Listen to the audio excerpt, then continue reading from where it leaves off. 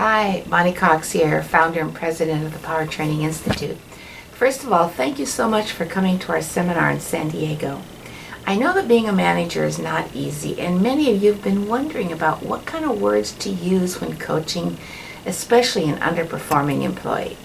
So I'm going to share with you some of the management tools that we have found that really work in coaching. So, if you're a manager, I know that you have employees that you really want to coach and you want to help them perform at a higher level, but you're not quite sure how to have that conversation.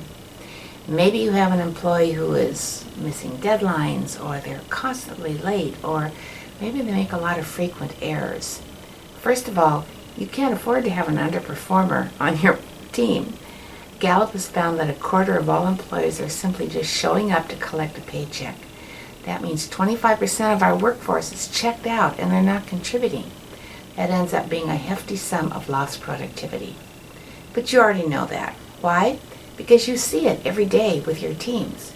You might not be counting the dollars and cents, but you know that your underperformers are not producing the kind of value that your A players are.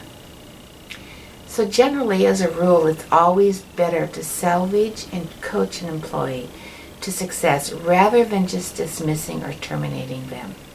Going through the termination process, finding a replacement, training that person, all of that takes a lot of time, and it costs you time and money.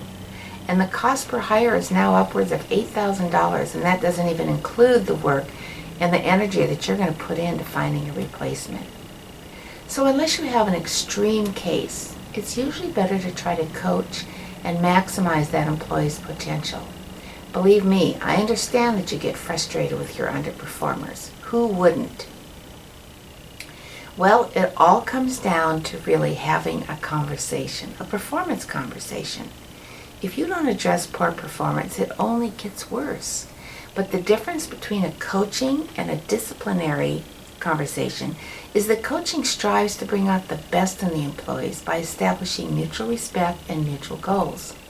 Just imagine one of your underperformers that you want to coach to success.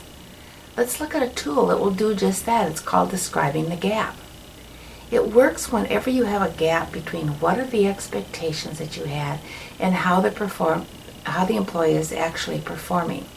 You could say something like, you were going to have that report to me by noon, and now it's 1 o'clock. What happened? The key here is to be non-accusatory and non-punitive. You just want to be curious and have a conversation, not an accusation. Accusing will only cause your employee to put their guard up, and the conversation will essentially be over. This simple tool is going to work wonders for you as a manager. You can now have a conversation about performance and coach to success without punishing or blaming. Go ahead and try it with your team. And remember, our seminar was just a snippet of our more in-depth programs that we offer. So call us today, 805-456-5227, or visit us at www.powertraining.biz, yep, that's B-I-Z, and call us about a coaching program that we could put together for you.